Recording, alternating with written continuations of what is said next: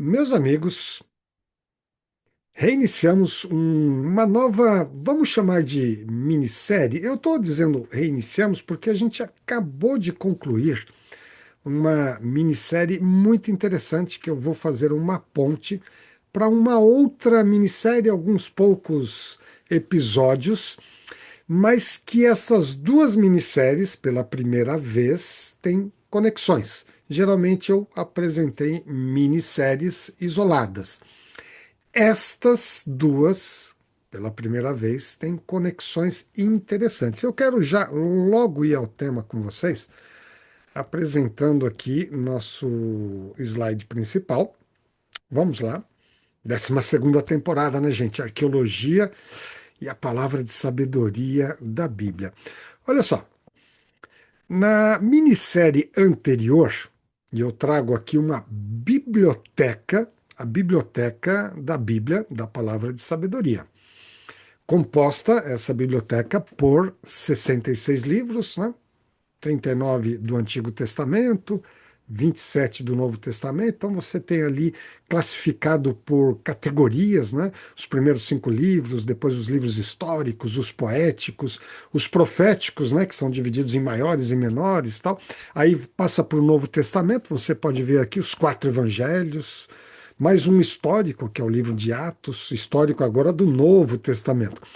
As 13 cartas do apóstolo Paulo, outras cartas aqui também, e aí fechando com um livro profético que é do Apocalipse. Aí está a biblioteca da Bíblia.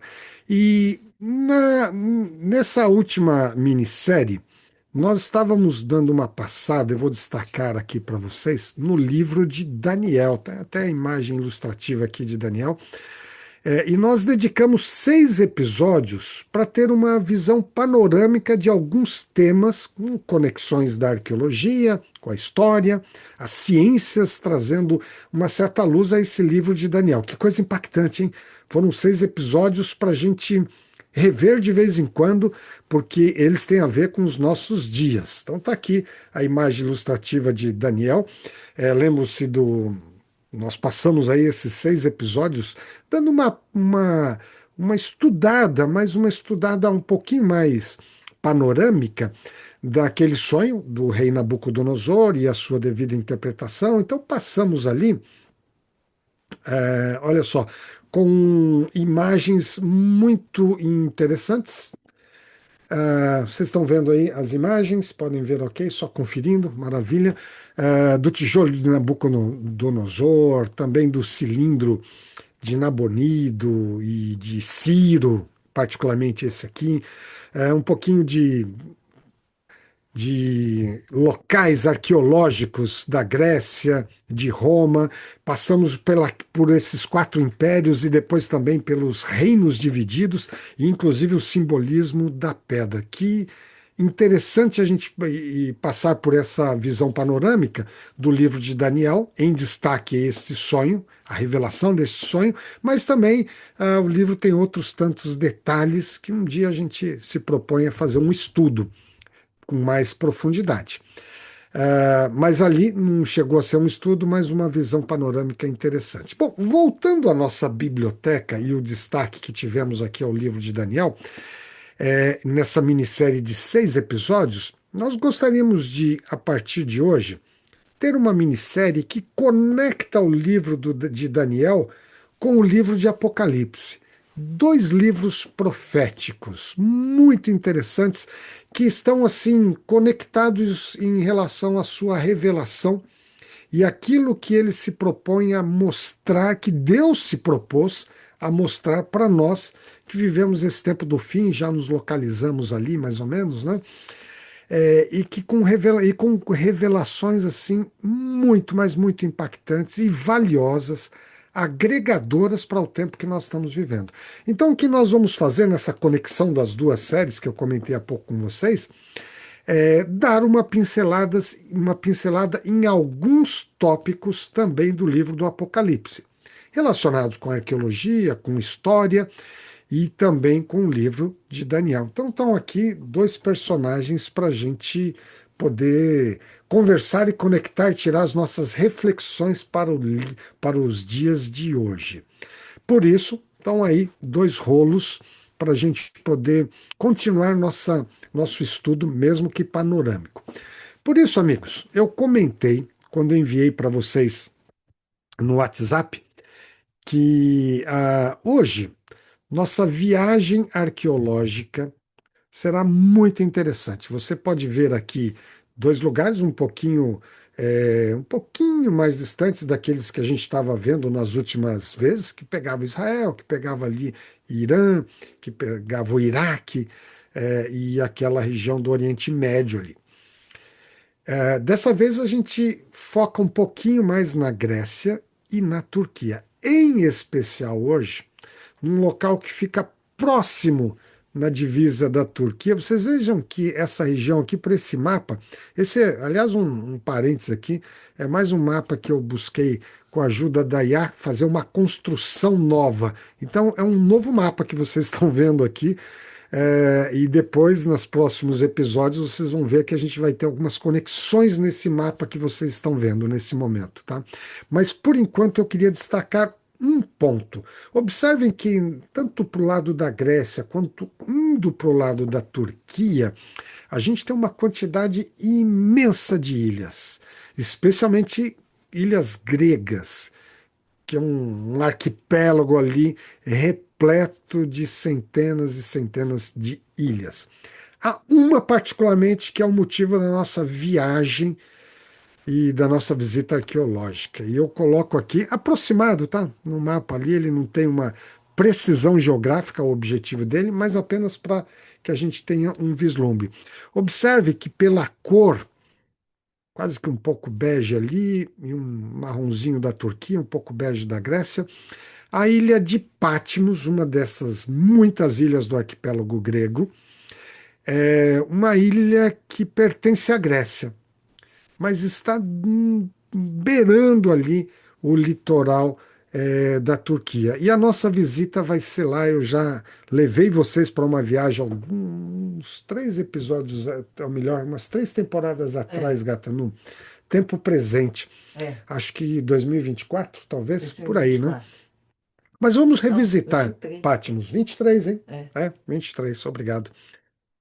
Eu queria visitar com vocês Patmos e de cara eu preciso mostrar esta imagem aqui do Porto de Scala. Aqui essa visão, essa fotografia aqui está sendo tirada do alto de uma montanha na ilha já de Patmos. E você pode ir vendo, portanto, uma parte da ilha de Patmos e essa cidade, que aqui é quase que uma vila, vamos dizer assim, conhecida. Ali tem dois lugares habitados, em especial em Patmos, meio que coligados já, mas eles identificam com dois nomes. Este é o Porto de Scala. E esse vilarejo ao redor que você vê aí, do, do ladinho ali, permeado pelo mar Egeu. Que mar maravilhoso, essa imagem lindíssima, azul turquesa, podemos dizer assim, É. né?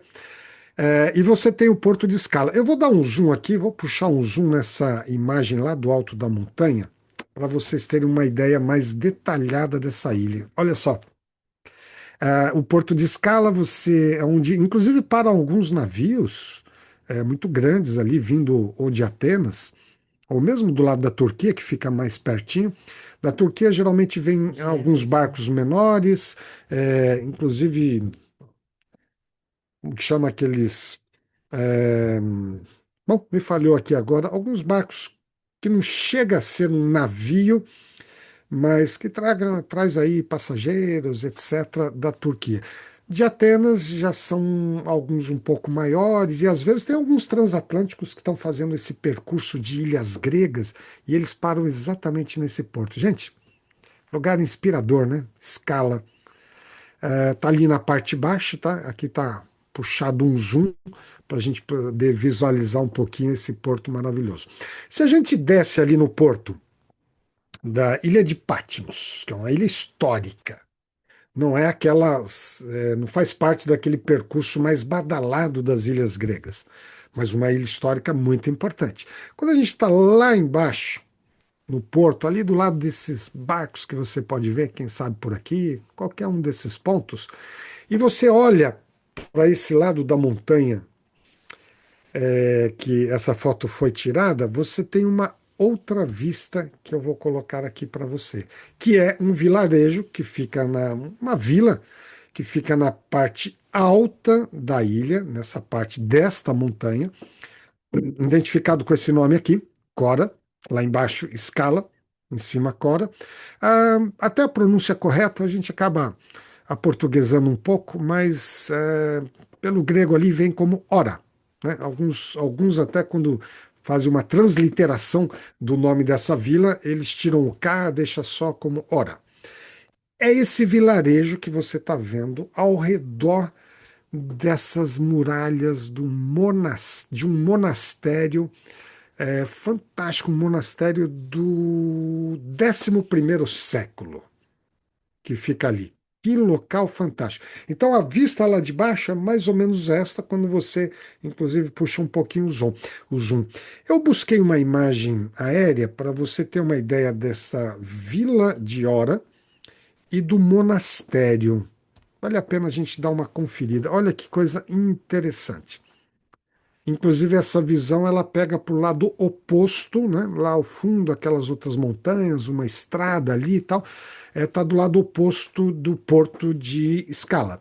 E aí você tem essa vilinha, aliás, toda dessas casas todas agrupadas ali, que passar de uma para outra é uma dificuldade. A gente quase tem que pular o muro das casas para chegar. Mas existem ali umas rotas, ruínas estreitas no meio dessas casinhas brancas aí, habitadas mesmo, famílias que estão morando ali, para a gente subir e chegar a pé ou de pequenas motos ou lambretas, que aliás, lambretas é um clássico de lá, gente.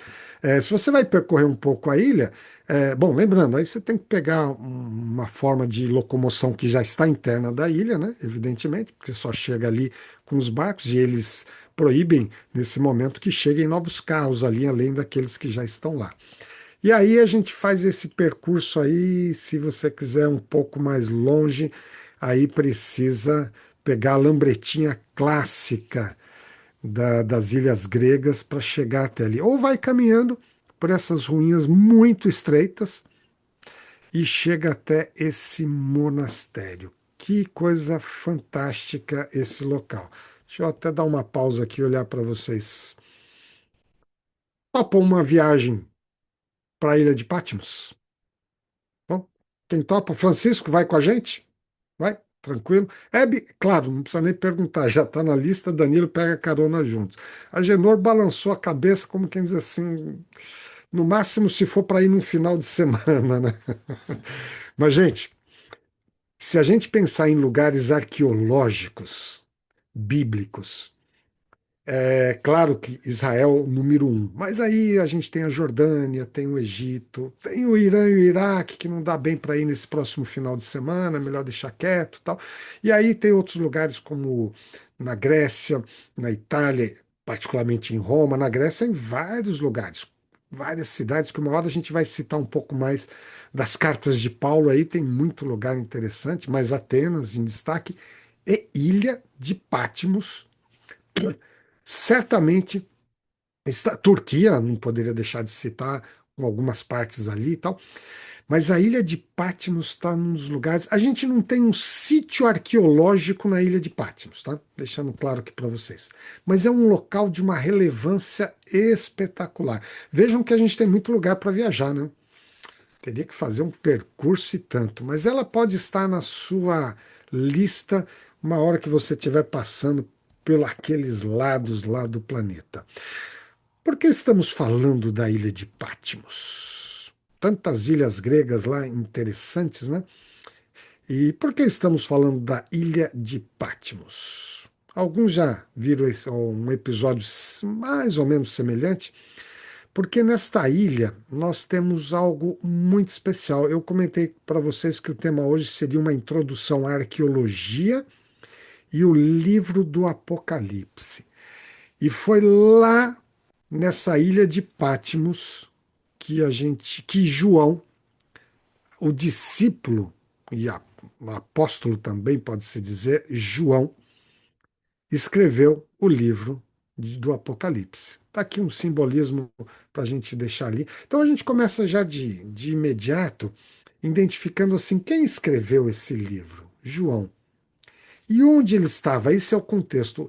João, o discípulo de Jesus, por volta do ano 90, alguns até colocam entre 90 e 95, mas há uma compreensão por vários motivos que o ano 90 é bem aceito como o livro em que o ano em que ano 90 depois de Cristo, evidentemente, que foi o ano em que João escreveu o livro do Apocalipse. Mas que seja aproximado disso entre 90 e, se desejarem, dar uma margem até o ano 95. Olha só. E João estava justamente nessa ilha, inquestionavelmente na ilha de Patmos, quando recebeu uma visão de Deus revelando. Lembrando que João também escreveu o Evangelho, cartas de João e o livro do Apocalipse. Mas as revelações que ele recebeu quando estava na ilha de Patmos, foram revelações que se tornaram exatamente o livro do Apocalipse. E é tão interessante, gente, deixa eu colocar aqui para vocês. É por isso que ela é diante das centenas e centenas de ilhas gregas, inclusive algumas ilhas turcas também ali próximo, esta ilha ela tem um caráter histórico espetacular. Olha só, eu vou ler um trecho aqui, estou com a minha Bíblia aqui do lado, aberto, justamente no início do livro do Apocalipse. E nesta introdução, eu queria já ler para você no primeiro capítulo, um pouquinho para frente, ainda não são os primeiros versos, já mostro para vocês os primeiros. Nós encontramos logo no início do livro o próprio João, discípulo de Jesus, se identificando como esse autor. E ele diz o seguinte: eu, João, ele está escrevendo para os irmãos cristãos ali da Turquia na época, né, na época não tinha nome de Turquia, né, mas era Ásia Menor. E ele está escrevendo para os cristãos das igrejas, das comunidades que ele inclusive fundou, o apóstolo Paulo também, ali na região da Ásia Menor. E ele diz assim: olha, eu, João, irmão e companheiro de vocês no sofrimento. Opa, ele já deu um tom aqui, está tendo algum sofrimento, alguma coisa também. Vamos já identificar. E companheiro de vocês, irmãos, irmão e companheiros, no reino. Está se referindo ao reino de Deus, coisa maravilhosa. E na perseverança. Que legal, a determinação. Aqui ele dá um recado já tão positivo no início. Olha, a gente está juntos no sofrimento, mas no reino de Deus, na perseverança para o qual nós, vocês e eu, João, aqui também, ao qual Jesus nos chama. Eu gostei muito dessa introdução na parte inicial do livro, Gata, porque é algo que, desde os tempos de Jesus, e ele estava, veja, já nós estamos falando aí de 40, ou melhor, 50, 60, 60 60. anos, Já. precisamente 60 anos É. depois da morte de Jesus, aproximadamente. E desde os tempos de Jesus que convidava as pessoas a seguirem o seu caminho, era um caminho que às vezes tinha sofrimento, especialmente lá no passado, e o livro revela que também tem para o futuro, mas no reino de Deus e na perseverança. Então, esse era o chamado que ele tinha e as pessoas daquela época. Mas João, que já se identificou aqui, no início do livro, ele continua. Que estava, né, eu, João, estava exilado na ilha de Patmos. Olha que fantástico, ele já identifica, e hoje a história revela claramente, a arqueologia também, que esta é uma ilha, inquestionavelmente, a ilha de Patmos, identificada no meio daquelas centenas de ilhas lá, como eu já comentei, né?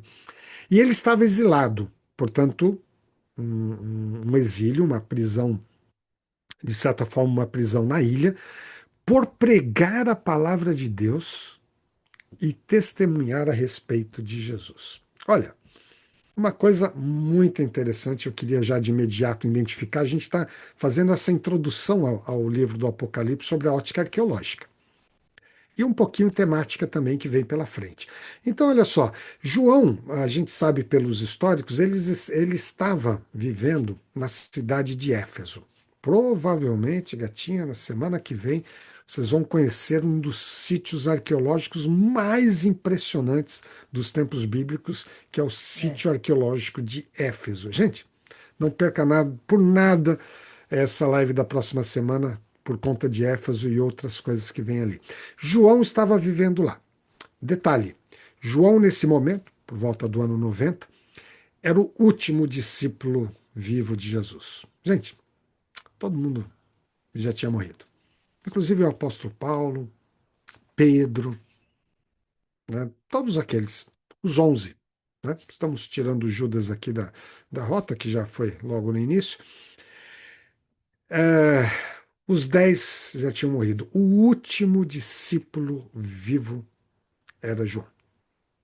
E Deus tinha um plano muito especial para ele. E lá na cidade, e vocês vão entender logo na sequência, lá na cidade de Éfeso, vamos conhecer semana que vem, nosso percurso turístico arqueológico vai precisar incluir Éfeso também. Ele pregava constantemente sobre Cristo, fazia 60 anos aproximadamente que Jesus tinha morrido e João estava envolvido com essa pregação do evangelho, da mensagem que Jesus tinha trazido naquele tempo. E ele teve muitos conflitos e passou a ser perseguido por conta dessa perseguição. E a história vai completando isso. Por causa da pregação, não da Veja, perseguição. caso da, por conta da pregação e não da perseguição. Obrigado pela correção aqui, gatinha. E ali tinha dois motivos interessantes. Em Éfeso, lembrando que a gente estava no período do Império Romano, estudamos isso recentemente, né? Então ainda estava nesse período. O Império Romano iria até 476. Então a gente está falando de 90. O imperador da época é um imperador que, aliás, foi muito ruim em vários aspectos, mas tinha um ego imenso, que era justamente o Domiciano. E Domiciano, como outros imperadores, herdaram até de um espírito meio grego também, eles se consideravam também deuses. Particularmente, o Domiciano, ele gostaria que fosse chamado de Senhor e Deus. E ele, inclusive, os outros imperadores também, mas o Domicianinho, ele tinha já desde pequeno esse ego avantajado, né? Mas ele, quando imperador, ele inclusive instituiu culto a ele mesmo. Existiam algumas adorações a imperadores romanos em morte, que eram homenageados e tal. E em morte eles eram, inclusive, já falecidos, eram considerados, inclusive, como deuses. Tá? O Domiciano, o Trajano também era uma figura, viu? Também instituiu isso. Eles já queriam essa adoração em vida. Bom, não, quando morrer, né? Queremos aqui em vida. E é óbvio que isso trouxe conflito para a pregação de João, que pregava a adoração. E, aliás, isso aparece no livro do Apocalipse, hein? Só para você já entender nessa introdução, nessa contextualização, que depois, quando você começa a ler o livro do Apocalipse, tem uma hora que João fala assim claramente, gente, a nossa adoração deve ser somente a Deus. E nós devemos escolher a quem nós vamos adorar. Se a Deus, Criador dos céus e da terra, ou a outros deuses falsos, como, por exemplo, o imperador Domiciano. Ele não diz no livro do Apocalipse claramente em relação ao Domiciano, mas evidentemente que ele destaca a adoração a Deus. Isso trazia conflito. Havia na época também, isso já vem da influência grega, existia uma deusa grega chamada Artemis. Já ouviram falar sobre a deusa Artemis? Deusa da guerra, aliás, de outras tantas coisas aí. Essas deusas, esses deuses gregos, eles eram deuses de vários aspectos, né? A Artemis, entre alguns desses aspectos, era a deusa da guerra também. Naquela época, ainda se adorava, inclusive em Éfeso, que existe ali alguns pontos que a arqueologia identificou como templos à deusa Artemis, que para os romanos eles trouxeram um outro nome, gata, me falhou a memória aqui agora nesse momento. Assim, a gente visitou um templo desse, que é da deusa Diana. Sim. A deusa Diana, para Deusa os dos romanos, Efésios. lá em Éfeso, era equivalente à deusa, veio das deusa Artemis dos gregos. Então passou a ser essa deusa Diana. E, gente, existia essa adoração. Em virtude da pregação de João, Domiciano instituiu esse exílio de João para a ilha de Patmos, que era uma cidade. Existe um conceito que a arqueologia ajudou a identificar. A ilha de Patmos, ela não era uma ilha estilo, hoje a gente já ouviu tanto falar, tipo de uma ilha de Alcatraz, que a prisão de Alcatraz, né, que fica dentro de uma ilha toda cercada, tal. Não, lá na ilha de Patmos existiam pessoas que viviam lá, e lá inclusive existia um templo, especialmente, existem algumas histórias de deuses ali, da deusa Artemis particularmente, onde havia um templo da deusa Artemis.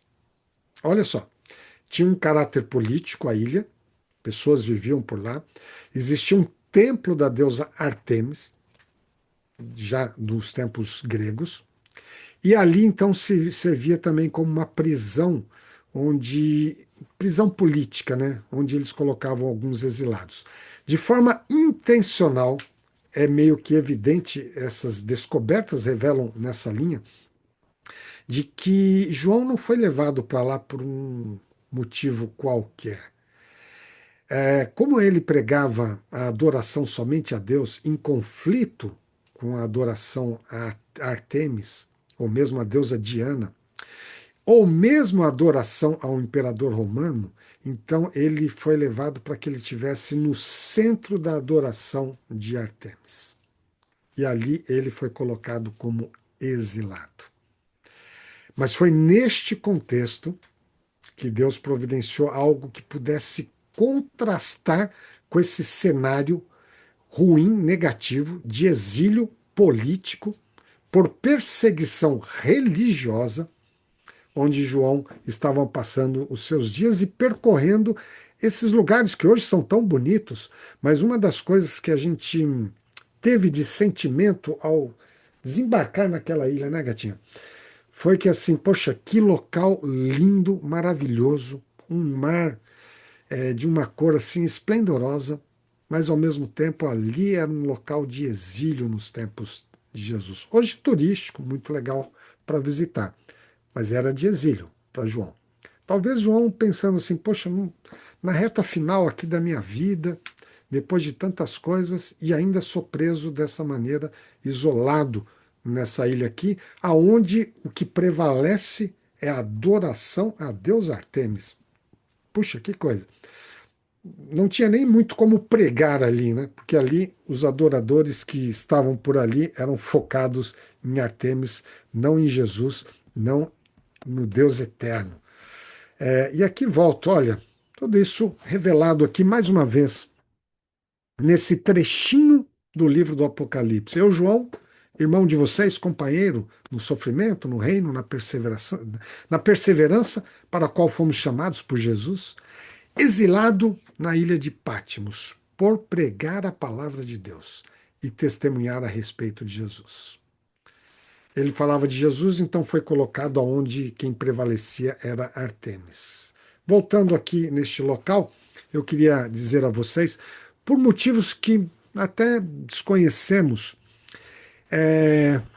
a arqueologia não escavou essa montanha, mas acredita-se algumas pequenas escavações e achados ali que no alto dessa montanha, onde lá pelo século XI, mais precisamente no ano de 1088, quando 1088 depois de Cristo, quando foi construído esse monastério, chamado de Monastério de São João, né? Mas 10 séculos depois dessa história, é que no alto dessa montanha, abaixo desse monastério, existia justamente, acredita-se que existia justamente o templo a deusa Artemis. Que coisa interessante. Hoje não existe um sítio arqueológico desenterrando esse, esse templo antigo da deusa Artemis, mas a partir de 1088 nós temos esse monastério, as casinhas vieram sendo construídas muito depois, e aí você tem esse cenário. Lá dentro do monastério, queria fazer uma visitinha com vocês. É um local muito, muito interessante. Nós tivemos um privilégio, aqui está dentro do monastério, tá? Com os sinos. Esse é um local interessante que a gente sempre passa quando entra ali, não tem como não visitar, do ladinho desses sinos da Igreja Ortodoxa. Tá? Lembrando que num período da história cristã, a Igreja Cristã Católica, né, se dividiu ali oriental, ocidental, e a oriental teve essa característica que a gente conhece hoje como Igreja Ortodoxa. Então ali é uma igreja cristã ortodoxa. E a gente passa por esse local muito especial. Eu quero até fazer uma interrupçãozinha para uma surpresinha. Pra Uma mim, surpresa para a gatinha. Como é que você sabe que é para vocês? surpresa. Gente, o ano ela vai se lembrar, mas nós tivemos o privilégio de dirigir uma Hum, produção musical infantil, Úrsula, que nos acompanhou tanto tempo, com o Nelson. Nessa época vocês não estavam no projeto mais, a Aline, que participou, já não estava mais, mas a gente visitou e dirigimos filmagens representando João na ilha de Patmos com um musical. E eu deixei escondidinho aqui para ela não ver. Gente, tenho aqui, olha, acreditem, uns CDs. Vocês sabem o que é um CD? Alguns não tinham. O Francisco não sabe, o Francisco não sabe. Gente, tem uns CDs aqui, três, que são preciosidades para fazer essa surpresa para a gatinha. A gente está precisando comprar um aparelho, não consegui ainda, para às vezes ouvir o CD, nem temos como, né? Esse musical chama-se Janela do Futuro. A imagem da capa que você está vendo aqui é na Ilha de Patmos. O nosso garoto maior, o mais velho, não o não maior, maior, mas mais o velho. mais velho, é, que representou aqui João. Vocês têm aqui uma imagem da ilha de Patmos. Um CD muito, muito interessante. Então, eu tenho aqui só um comentário. E tivemos o privilégio de realizar filmagens e videoclipes ali dentro, nessa última imagem que mostrei para vocês do Monastério de São João. Aqui está a versão, esse CD teve o grupo musical na versão em espanhol, lançado no Chile, Meu Ventana al bem. Futuro. Tem uma imagem, deixa eu puxar aqui para vocês, para estimular vocês a visitarem a ilha de Patmos em algum momento. Olha essa foto. A gente foi a pé, não tinha como se locomover com toda a equipe, umas crianças estavam simulando, e aí chegamos nessa ponta e vimos esta visão aqui, né? A pedra, observem que o garoto aqui, Denison, na época, ops, puxando para cá, ali com os trajes representando João, com o manuscrito ali, um rolo na mão. Que local maravilhoso, Ventana ao Futuro. E o terceiro CD é um instrumental desse E musical, foi uma é, orquestra linda. orquestra, direção musical Gatinha, está identificado aqui no CD como Edilza, tá? Mas Gatinha. E que privilégio estar ali. Eu volto aqui com uma imagem para vocês. Vamos voltar aqui na imagem. E o videoclipe foi mais ou menos nesse local aqui abaixo destes sinos, algumas cenas que filmamos ali na ocasião. Ali dentro do monastério existe, falando um pouquinho ainda de arqueologia, existe algumas peças muito interessantes. Olha, super antigo, isso aí do 11º século, 12º, que fazem parte de um acervo, de um museu, tá? E de uma biblioteca. A biblioteca é simplesmente extraordinária. Isso aqui é uma imagem um pouco mais atual. Esta biblioteca do monastério, nem todas as partes estão acessíveis para o visitante, tá? Tem uma parte que é mais de leitura e pesquisa, então só acadêmicos que são autorizados a estar lá. Mas é um local realmente muito interessante. Deixa eu dizer uma coisa para vocês, na ótica de arqueologia e o livro do Apocalipse ali em Patmos. Eu já disse para vocês que lá não existe um sítio arqueológico, nem mesmo abriram para escavar, por exemplo, o templo de Artemis, da deusa Artemis. Então, você tem um monastério ali, ninguém mexe mais naquilo. É, o museu arqueológico, eles são de peças que vêm desse século X, talvez um pouco antes, de peças que foram encontradas e tal, mas não dos tempos de João, do primeiro século. Então não existe ali um local que você, puxa, tem alguns livros são muito antigos, mas não peças arqueológicas do tempo de João. O que existe, e aí você tem o livro do Apocalipse, outros trechos, que cópias que foram encontradas em outras localidades. E assim como você sabe que a gente tem uma coleção imensa dos livros que foram encontrados lá nos manuscritos do Mar Morto. Então você tem em outros locais cópias do livro do Apocalipse, mas não ali na ilha de Patmos. Então não há um apetrecho, algo que eu pudesse mostrar aqui para vocês. Mas há coisas interessantes ali naquela ilha, além desse museu e biblioteca. Aliás, antes de continuar na ilha, deixa eu mostrar uma coisa aqui para vocês, que é um pouco depois de João. Eu mostrei uma moeda para vocês que eu tenho aqui, desses achados fantásticos, e eu posso dizer aqui que a gente tem esta moeda do imperador que, que veio depois de Domiciano. Esse é de Trajano, que veio a partir do ano 98. Veja, se João esteve ali entre o 90, que se acredita mais, entre 90 e 95, um pouco depois, esta é a moeda. Gente, original, uma moeda que percorria aquele canto. Em algum momento eu preciso mandar para algum museu, né? Mas enquanto isso, ele vai sendo revelado aqui para vocês. Eu fiz uma imagem ampliada dessa moeda, uma foto de celular mesmo aqui, tá bem? Para você ver onde a gente tem, inclusive, a imagem do imperador ali. Trago aqui informações. Ó, aliás, eu usei como se fazia antes para fazer um decalque de carro, né? É. De, de carro ali, do, do número do chassi.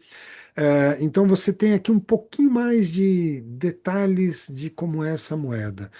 Imperador romano, Trajano, 98 a 117 depois de Cristo. Então a gente tem algumas evidências arqueológicas. Está aqui uma moeda em loco para vocês, mas num período logo em seguida, posterior à presença de João ali na ilha de Patmos. Bom, está aqui, veio de lá também, uma aquisição muito especial aí da coleção. E voltando à nossa ilha presença lá no monastério, eu queria deixar alguns detalhes aqui para vocês. Quer dizer, saindo do monastério e indo agora para o livro que foi escrito naquela ilha. Ah, e aqui a gente tem. Aliás, deixa eu fazer um comentário ainda antes a esta imagem aqui, Gatinha. Há um local ali. Deixa eu ver se eu tenho essa imagem para mostrar para vocês, ou se ela ficou em algum momento. Pode ter ficado. Deixa eu ver se eu tenho aqui. Eu não tenho ela aqui à mão, então eu vou fazer um comentário, mas posso depois mandar para vocês. Existe na ilha de Patmos, quando a gente sai percorrendo por lá, já está junto com o vilarejo agora, né, porque o vilarejo foi crescendo, uma única gruta, uma única caverna. essa caverna ficou conhecida como a Caverna do Apocalipse, ou a Gruta de João, o teólogo. Aliás, tudo ali ele se refere a João como João, discípulo de Jesus, o teólogo, né? E existe essa gruta, que aí essa gruta, falhou aqui a imagem para mostrar para vocês, vou ter que mandar depois de outra forma. É uma gruta que ficou conhecida porque, por ser a única gruta, acredita-se que João pode ter se refugiado muitas vezes dentro daquela gruta. Há aqueles que dizem assim: olha, acho que provavelmente João escreveu o livro do Apocalipse ali. A gente não tem precisões sobre essas questões, né, gente? João poderia estar escrevendo em qualquer outro local naquela ilha, mas é claro que, como sendo a única gruta, ela toda de rocha, você entra nela. Hoje tem todo um altar e todo um bancos, alguns lugares ali com apetrechos para que da Igreja Ortodoxa, e ali João é venerado de uma forma muito, muito especial. Mas é uma ilha, uma gruta interessantíssima, interessantíssima. Se eu puder fazer até uma coisa aqui, para a gente não passar por alto, deixa eu ver se eu acho uma coisa em loco ao vivo aqui para vocês. É, A gente tinha foto. aqui, olha, tiramos fotos de lá muito É. interessantes com esse João na Ilha de Patmos. Vamos fazer uma coisa aqui. E aí eu comento, mas não deixo passar por alto. Ah, Que beleza, tenho aqui. tem aí. É. Olha, eu vou abrir aqui, deixa eu compartilhar uma foto ao vivo aqui com vocês. Aqui está. Vamos ver se eu consigo. Ops, outra imagem da Ilha de Patmos, vocês têm aí e tal. E aqui está uma imagem que eu Essa aí. acho que revela um pouco essa gruta. Como eu disse aqui, tem altares, tem algumas coisas, mas você. Algumas partes dessa gruta ela é meio baixinha, você tem que cuidar para não bater a cabeça, mas dá para ficar ali. Olha, a única gruta. Então, por esses motivos. Por ser a única gruta ali, acredita-se que João pode ter se refugiado em alguns momentos ali.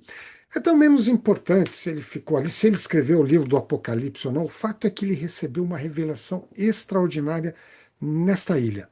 Olha, imagine assim, do planeta Terra inteiro, Deus foi buscar o único discípulo que estava vivo para revelar verdades extraordinárias. A gente vai ver algumas a partir da próxima semana, da próxima quarta-feira, naquele local, porque ali João estava preso por causa da pregação do evangelho. Veja como faz total sentido tudo isso que estava acontecendo ali, né? E eu volto aqui, agora sim, para situar vocês sobre essa questão do livro do Apocalipse. Eu trago aqui a palavra Apocalipse em grego, e ela é super, super reveladora para nós. E talvez o principal aspecto de reflexão de hoje aqui eu trago é relacionado ao próprio nome dado a esse livro. A palavra apo, ela em grego, ela tem uma conotação um significado de para longe de. Para longe de alguma coisa, estando como mais ou menos afastado, fora. Então, esse é uma conotação dessa conjugação da palavra Apocalipse, a primeira parte, apo, para longe de. A segunda parte, calip, calyps, que tem um significado relacionado à sombra. Olha que interessante. É algo que está na sombra, algo que está, portanto, oculto, na sombra, dando essa conotação de algo que está coberto. E quando essa união dessa palavra grega para longe da sombra, para longe do que está oculto, para longe do que está fora daquilo que está coberto, dá um sentido oposto, descoberto ou desvelado. É algo que não está velado nas sombras, na sombra, escondido. E aí, por isso, a palavra Apocalipse, ela chega, portanto, a nós hoje como um significado de revelação. Revelação. Olha só, gente. É, então, o Apocalipse, para nós, ele tomou uma dimensão tão interessante em português, em inglês, em outras tantas línguas. Aliás, no mundo afora, quando você vê alguma coisa de Apocalipse, geralmente o que vem em mente? Destruição final. Faz parte. Mas o termo Apocalipse, que para nós gregos não tem significado. Ele vem com um sentido de coisas muito negativas e ruins, de destruição dos juízos de Deus para o tempo do fim. Então, quando, por exemplo, alguém lança, se você olhar a lista de filmes ou de livros que utilizaram o título Apocalipse, pode ver que é uma coisa assim bem negativa, pesada, a ponto de criar um clima em torno da palavra Apocalipse tão negativa que algumas pessoas dizem assim, olha, sobre Apocalipse eu tenho até medo.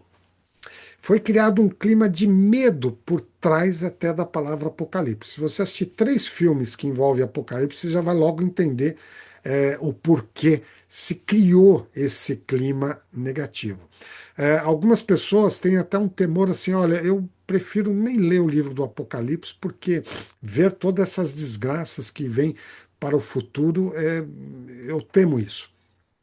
Gente, principal coisa nessa introdução que eu queria deixar com vocês é que esse é um mito completamente equivocado e criado de uma forma negativa em relação às revelações que estão neste livro. Então, de imediato, a palavra Apocalipse não é coisas negativas do tempo do fim ou do mal, mas a palavra Apocalipse significa revelação. Algo que foi descoberto para que a gente pudesse saber as coisas do tempo do fim. Vejam a relação com o livro de Daniel, que foi reservado para ser revelado no tempo do fim, e a gente já estudou um pouquinho sobre isso.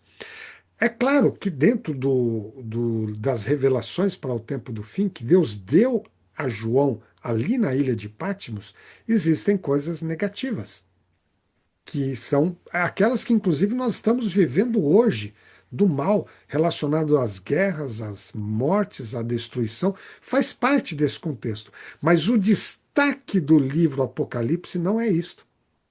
Isso foi uma indução que a gente recebeu com essa imagem negativa de Apocalipse.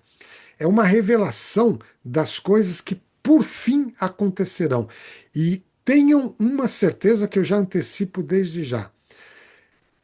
O final de tudo que vai acontecer é altamente positivo, relacionado à volta de Jesus, ao reino de Deus e à eternidade.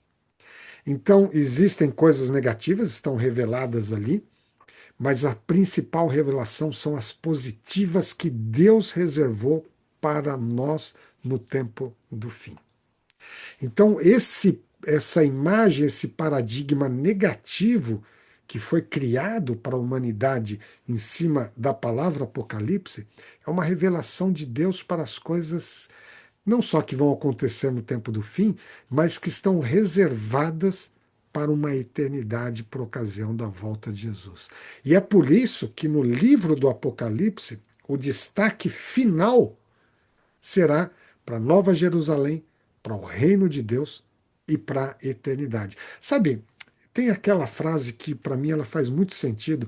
Se as coisas estão ruins, como se criou a imagem de Apocalipse, é porque elas ainda não chegaram no final. Porque quando elas chegarem no final mesmo, todas as coisas terão contribuído para o bem daqueles que amam a Deus. As coisas estão ruins, a gente percebe isso pelo mundo, é só ouvir os noticiários, é porque ainda não chegou ao finalzinho. Porque no finalzinho de todas as coisas, elas serão positivas. E elas estão reveladas nesse livro do Apocalipse. É até redundante dizer revelações do Apocalipse, porque a palavra Apocalipse significa revelação. Amigos, e agora eu fecho aqui com algo impressionante. lendo as primeiras palavras do livro do Apocalipse, que, para o nosso bom e velho português, começa assim: revelação. Primeiro verso, primeira palavra, revelação. Está aí, Apocalipse. A primeira palavra do livro. Mas revelação de quem? De Jesus Cristo. Que Deus lhe deu a quem? A João, simbolizado por essa imagem aqui, para mostrar aos seus servos e a nós até os dias de hoje os acontecimentos que ocorrerão em breve. Em breve quanto? No tempo do fim. Ele, Deus, enviou um anjo para apresentar toda essa revelação a seu servo João, que relatou fielmente tudo o que viu. João viu numa visão as coisas que estão relatadas nesse livro do Apocalipse. Muitos simbolismos, talvez a gente não consiga compreender tudo que está ali na plenitude hoje. Mas há muita coisa preciosa e a gente vai dar uma pinceladinha em algumas delas nos episódios seguintes. E aí, o verso 2, né? O primeiro verso, as primeiras palavras, ele encerra desta forma: Este é o seu relato da palavra de Deus e do testemunho de Jesus Cristo. João, revelando, já logo ele introduz o livro dessa forma. E aí não podia deixar de ser, eu precisaria mostrar para vocês o verso 3. Ficaremos com esses aqui hoje. E o verso 3 é aquele que a sequência do que introduziu é aquele que eu já trouxe para vocês em outra ocasião. João diz assim: bem-aventurados, felizes são aqueles que leem e aqueles que ouvem as palavras da profecia. Que profecia? Desta profecia também. E do livro do Apocalipse. E guardam, não só ouvem, não só leem, não só ouvem, mas guardam as coisas nela escritas. Guardam no coração. Por quê? Porque o tempo está próximo. E aí, a partir do verso 4, João começa a revelar os detalhes dessa profecia. Está aqui, gente, esse rolo, esse manuscrito do livro do Apocalipse. Que preciosidade! Que revelações valiosas para os nossos dias. Vamos desvendar um pouquinho disso. Vamos entender um pouquinho. Mas hoje, tenha uma coisa em mente. Essas revelações são para mostrar as maravilhas que Deus está reservando para aqueles que o seguem, para aqueles que ouvem, para aqueles que leem, mas para aqueles que guardam as palavras no coração. Coisas maravilhosas que Deus está reservando para nós. Portanto, não vamos ter medo do chamado Apocalipse. Pelo contrário, ter esperança, porque é um livro que traz revelações da eternidade para nós. Que Deus nos abençoe a mudar esse paradigma e ter essa imagem no nosso coração que vem lá da ilha de Patmos para nós hoje. Vamos orar? Pai nosso que está nos céus, queremos te agradecer por esses momentos tão especiais da nossa visita imaginária lá na ilha de Patmos, 2000 anos atrás. Quase 2000 anos, onde o Senhor revelou coisas tão maravilhosas para esse servo fiel, João. Obrigado, porque essas revelações têm como objetivo alcançar a nossa vida, a nossa mente, o nosso coração hoje. E que essas mensagens que revelam um futuro maravilhoso que o Senhor está reservando para nós estejam sempre no nosso coração, porque queremos viver a eternidade contigo. Obrigado pela oportunidade desse estudo, que o Senhor continue conosco, nos abençoando nessa nova minissérie relacionada com o livro do Apocalipse. É o que te pedimos em nome de Jesus. Amém. Amém. Uau, uau, como tem coisas maravilhosas aí pela frente sobre esse tema. E eu chamo o gatinho aqui, que sempre se maravilhou. Sim. Deixa eu te ajudar aqui, gatinha. É. Isso. Que sempre É, foi Apocalipse impactada pelo sim, livro do muito. Apocalipse. Daniel e Apocalipse, né? Que Parece conexão. que é quase uma continuação, uma confirmação, um Né? confirmando o outro. E, aliás, eu vou mostrar depois, Gata, naquelas linhas do tempo que a gente fez do livro Daniel, com linhas do tempo de revelações de João, que estão ali logo no começo do livro do Apocalipse, é como elas têm uma sobreposição e É, realmente tem uma conexão impressionante. Aliás, isso está ficam já reservado para a próxima semana. uns 600 anos de, mais ou menos, né? Em torno de 600 anos de diferença e É, exatamente. é, e parece que é uma continuação ou uma explicação em alguns momentos do que Daniel escreveu, aí João vem e confirma com E outras complementa palavras e também. complementa, E complementa. com outros símbolos, mas todos relacionados. É Gente, impressionante. coisa maravilhosa. O Apocalipse é para trazer esperança, Sim. alegria e confiança de que Deus está nos reservando coisas maravilhosas pela frente. Vamos desvendar isso. E que Deus está no controle de todas as coisas. Isso eu acho fantástico. Que Ele está no controle, que nada foge ao seu controle. Nada. Ele está ciente do que está acontecendo e ele está controlando porque ele é o Senhor do tempo. É, o soberano É, da eternidade, do universo, nos revela coisas que estavam no futuro lá para Daniel, no futuro para João, mas que já é o presente para nós, mas ainda é. o tempo presente para nós, mas algumas coisas que ainda estão no futuro para nós também. Muito boas. Claro, há coisas também ruins, negativas, Mais que do que esse mundo. a gente está vivendo é, tanta coisa ruim, né? e isso estava dentro desse contexto. A gente É, vive coisas ruins no mundo, mas Deus está preparando uma virada sim, neste cenário. é. E vai ser pra lá de fantástica. E Deus nos abençoe a ter essa visão positiva da vida e daquilo que Ele está nos reservando, mesmo em meio às coisas negativas que são fato hoje em dia.